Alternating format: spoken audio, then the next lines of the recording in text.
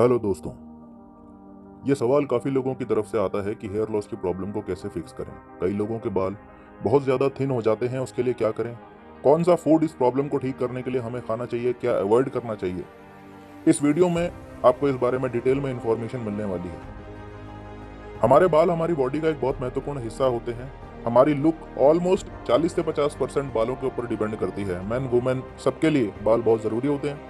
खासकर वुमेन अपने बालों को लेकर बहुत ज़्यादा कंसर्न रहते हैं, अलग अलग तरह की हेयर स्टाइल्स चेंज करती रहती हैं। तो ऐसे में जितने लंबे बाल होंगे उतने ज़्यादा उनके पास में ऑप्शंस रहते हैं हेयर स्टाइल्स के। बट यहाँ हम हेयर स्टाइल्स के बारे में तो बात नहीं कर रहे हैं। हमारी ये वीडियो इस बारे में है कि किस तरह से फिक्स करें हेयर लॉस की प्रॉब्लम को, या थिन हो रहे बालों की प्रॉब्लम को कैसे ठीक करें।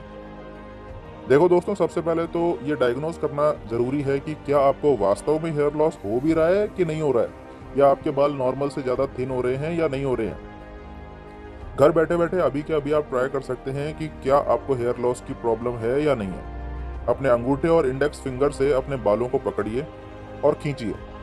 खींचने के बाद अगर आपके हाथ में ऑलमोस्ट 6 से ज़्यादा बाल अगर टूट कर आए हैं तो आपको हेयर लॉस का खतरा है, आपके बाल थिन हो रहे हैं। यस, अभी ट्राई करें और देखें कि आपके हाथ में कितने बाल आ रहे हैं। कोई बाल नहीं आया या एक दो बाल आया तो आपको कोई चिंता करने की ज़रूरत नहीं है, आप बिल्कुल फिट हैं।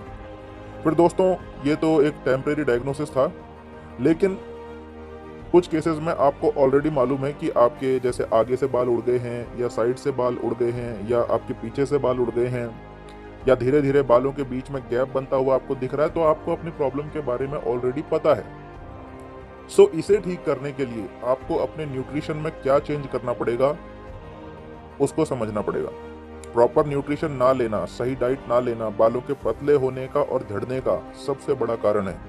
इंडियन लाइफस्टाइल के अंदर ज़्यादातर लोग अनहेल्दी लाइफस्टाइल जीते हैं और सही न्यूट्रिशन नहीं ले पाते हैं। और जो लोग एक्सरसाइज करते हैं, टेक केयर करते हैं, हेल्दी हैं, फिटनेस उनके लाइफस्टाइल का हिस्सा है, उनके बाल अक्सर ठीक होते हैं। तो इसे ठीक करने के लिए आपको अपने न्यूट्रिशन के अंदर क्या क्या चेंज करने पड़ेंगे, एक एक करके बात करते हैं।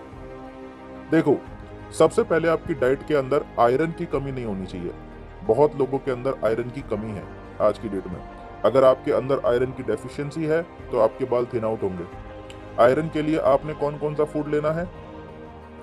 नॉनवेज में बहुत ज़्यादा आयरन है। चिकन, मीट, एग्स, फिश, इन सब में बहुत ज़्यादा आयरन है। इसके अलावा पालक खा सकते हैं, ब्रोकली खा सकते हैं, फूल गोभी खा सकते हैं। तो इससे क्या होगा, आपको हर रोज़ जितना आयरन चाहिए वो डोज आपको यहाँ से मिल जाएगी। तो सबसे पहले आपने आयरन अपनी डाइट में बढ़ाना है। उसके बाद है प्रोटीन। प्रोटीन आपके बालों के लिए एसेंशियल न्यूट्रिएंट है, यानी अगर आपकी डाइट में प्रोटीन की कमी है तो भी आपके बाल झड़ेंगे, क्योंकि आपके बालों को स्ट्रेंथन करने का काम करते हैं एमिनो एसिड्स। ज़रा सा खींचने से अगर आपके बाल टूट रहे हैं, इसका मतलब आपके बालों में जान नहीं है।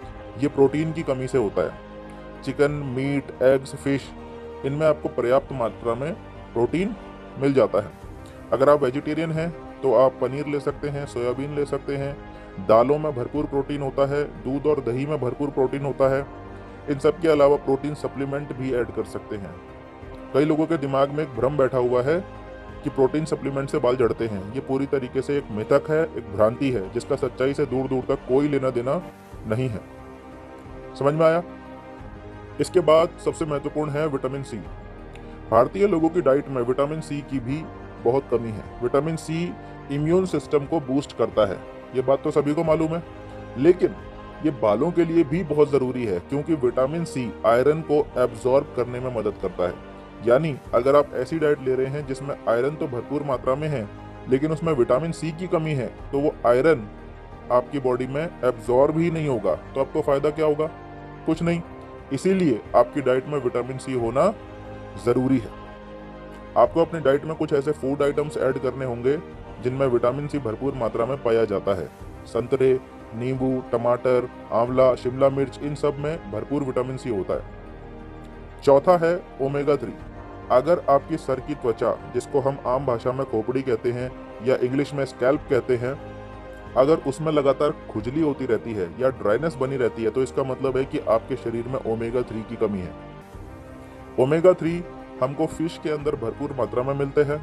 जो लोग फिश नहीं खा सकते हैं वो ड्राई फ्रूट्स और नट्स खा सकते हैं, जैसे अखरोट, मूंगफली, बादाम, काजू। इन सब में ओमेगा 3 भरपूर मात्रा में पाया जाता है। पंपकिन सीड्स, फ्लैक्स सीड्स और चिया सीड्स में भी ओमेगा 3 भरपूर मात्रा में पाया जाता है। इसके बाद पांचवा है बायोटिन। बायोटिन का सीधा सा मतलब है विटामिन बी। इंडियन डाइट के अंदर विटामिन बी यानी बायोटिन की भी कमी है। बायोटिन आपको मिलेगा मीट के अंदर, एग वाइट्स के अंदर, अखरोट के अंदर। बायोटिन आपके बालों को हेल्दी रखता है, तो ये बायोटिन आपने ऐड करना है, ठीक है। अब डाइट के अलावा और क्या क्या चीज आप कर सकते हैं अपने बालों को हेल्दी रखने के लिए? कुछ चीजें हैं, बता रहा हूं, ध्यान से नोट कर लेना। अपने सर की मालिश जरूर करवाएं, डेली नहीं लेकिन हफ्ते में कम से कम एक बार सर की मालिश जरूर करवा लेनी चाहिए।